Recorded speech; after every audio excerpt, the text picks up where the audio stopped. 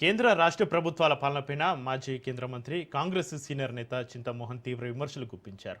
దేశంలో కానీ రాష్ట్రంలో కానీ ఆశించిన స్థాయిలో అభివృద్ధి జరగడం లేదని ఆయన మండిపడ్డారు. ప్రజలు ఎదుర్కొంటున్న అనేక సమస్యలను ఇటు కేంద్ర ప్రభుత్వం అటు రాష్ట్ర ప్రభుత్వం పూర్తిగా పక్కన పెట్టేశాయని చింతమోహన్ ధ్వజమెత్తారు. నిత్యావసరాల ధరలు, నిరుద్యోగం వంటి కీలక అంశాలపైన ప్రభుత్వాలకు పట్టింపు లేకుండా పోయిందని విమర్శించారు. దేశాన్ని ప్రగతి పద్ధతిలో నడిపించడం కేవలం కాంగ్రెస్ పార్టీతోనే సాధ్యమంటున్న మాజీ కేంద్ర మంత్రి చింతమోహన్ తోటి మా ప్రతినిధి మసూదన్ ఫేస్ టు ఫేస్.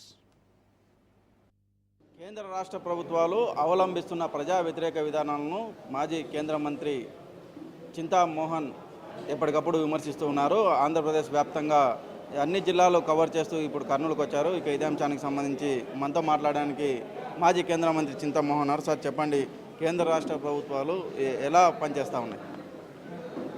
రెండు ప్రజా వ్యతిరేక విధానాలు అమలు చేస్తున్నాయి. అటు కేంద్రంలో ఉన్నటువంటి ఎన్డీఏ ప్రభుత్వం కానీ, ఆంధ్రప్రదేశ్లో ఉన్నటువంటి కూటమి ప్రభుత్వం కానీ. మరి ముఖ్యంగా చంద్రబాబు నాయుడు గారు 23 లక్షల కోట్ల రూపాయలు తీసుకొచ్చానని చెప్తున్నాడు. నేను కనీసం 23 జిల్లాలు తిరిగాను. నాకు 1 కోటి రూపాయల అభివృద్ధి కూడా ఎక్కడా కనిపించలేదు. నేను ఈరోజు పొద్దున్నే 8 గంటలు బయలుదేరాను. తిరుపతిలో 4 గంటలకి కర్నూలు వస్తే 4-5 జిల్లాలు నేను చూసుకుంటూ వస్తే నాకు కనిపించింది ఏమీ లేదు. అభివృద్ధి సున్నా. కర్నూలులో పరిశ్రమల కారిడార్ చేస్తామని చెప్తున్నాను. ఇక పరిశ్రమలు వస్తాయన్న నమ్మకం నాకు లేదు. కారణం ఏంటంటే విదేశీ పెట్టుబడులు ఇక రావు. ఉన్న పెట్టుబడులు కూడా తీసుకొని అందరూ బయటకు వెళ్ళిపోతున్నారు. రూపాయి పతనం ప్రారంభమైంది. ఈ పతనం వల్ల ఎవరికి నమ్మకం లేదు. ఆ మన్మోహన్ సింగ్కే దక్కింది ఇదంతా. వీళ్ళ వల్ల కాదు. నిర్మలా సీతారామన్ వల్ల కానీ, అమిత్ షా వల్ల కానీ, మోడీ వల్ల కానీ వాళ్ళు అభివృద్ధి తీసుకురాలేరు. విబిజి రామ్జీ అని చెప్పేసి ఉపాధి హామీ పథకాన్ని మార్పు చేయడం జరిగింది. ఇది చాలా తప్పు. పేదోళ్ళ పొట్టగట్టడం. ఇప్పుడు ఈ రామ్జీలో ఏమీ లేదు, పేరు మార్చేరే కానీ 100% ఉపాధి హామీ పథకం ద్వారా డబ్బు ఇస్తూ ఉండింది కేంద్ర ప్రభుత్వం. ఈరోజు రాష్ట్రాల దగ్గర డబ్బులు ఏడున్నాయి మ్యాచింగ్ గ్రాంట్ ఇచ్చేదానికి? ఆ పథకాన్ని కూల్చేసేదానికి, ఆపేసేదానికి, పేదవాళ్ళకి మోసం చేసేదానికి ఈ పథకాన్ని తీసుకొచ్చారు. కూలోళ్ళు కర్నూలులో కానీ గ్రామాల్లో పోతే 500 రూపాయలు వస్తున్నాయి దినానికి. పొద్దున్నే 8 గంటలు పోయి 1 గంటకు వస్తే నువ్వు 300 రూపాయలు ఇచ్చేది ఏంది? ఏదేం పథకం? దీనివల్ల నష్టం తప్ప పేదవాళ్ళకి మేలు జరగదు. దశల వారీగా పెంచుకుంటూ పోతున్నారు. వాళ్ళకి ఏదైతే వేజెస్ ఉన్నాయో అవి ఎందుకు పెంచలేదంటారు? ఊక పేరు మాత్రమే మార్చారు.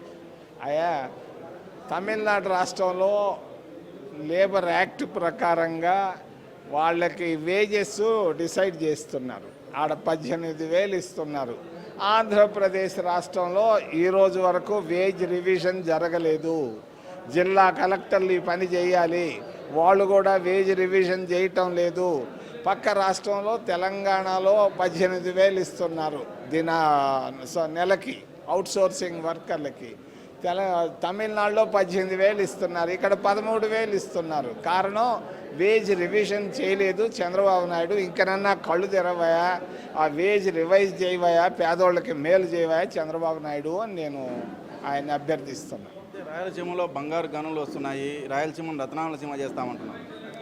ఆయన 30 సంవత్సరాలు కుప్పంలో ఎమ్మెల్యేగా ఉన్నాడు, మంత్రిగా ఉన్నాడు, ముఖ్యమంత్రిగా ఉన్నాడు. ఆ కుప్పానికి ఏం చేశాడు 30 సంవత్సరాల్లో? కనీసం ఇడ్లీ కొట్టు కూడా లేదు అక్కడ. ఇది అక్కడ ఉన్నటువంటి పరిస్థితులు. నీ సొంత నియోజకవర్గానికే నువ్వేం చేయలేనాడు, నువ్వు రాష్ట్రానికి ఏం చేస్తావా ఓ చంద్రబాబు, ఓ మిత్రమా అని నేను తెలియజేస్తాను. స్థానిక సంస్థలు వస్తూ ఉన్నాయి, కాంగ్రెస్ అన్ని చోట్ల పోటీ చేస్తున్నాం. మేము ఖచ్చితంగా పోటీ చేస్తాం.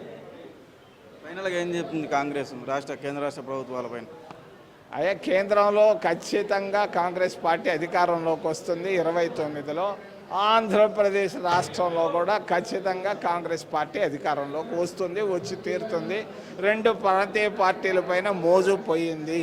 జగన్ పైన మోజు పోయింది, చంద్రబాబు నాయుడు పైన మోజు పోయింది. ప్రజలు తమిళనాడు లాగా కొత్త పార్టీని కాంగ్రెస్ పార్టీ వైపు చూస్తున్నారు. అయితే ప్రజలు తమిళనాడు తరహాలో కొత్త పార్టీని చూడడం కూడా జరుగుతుంది అంటూ నెక్స్ట్ 2029కు ఖచ్చితంగా కాంగ్రెస్ అధికారంలోకి వస్తుంది, అటు కేంద్రంలో ఇటు రాష్ట్రంలో అని చెప్పి బల్లగుద్ది చెప్తున్నారు మాజీ కేంద్ర మంత్రి చింతామోహన్. వీడియో జర్నలిస్ట్ శివశంకర్తో మధు, రాజ్ న్యూస్, కర్నూలు.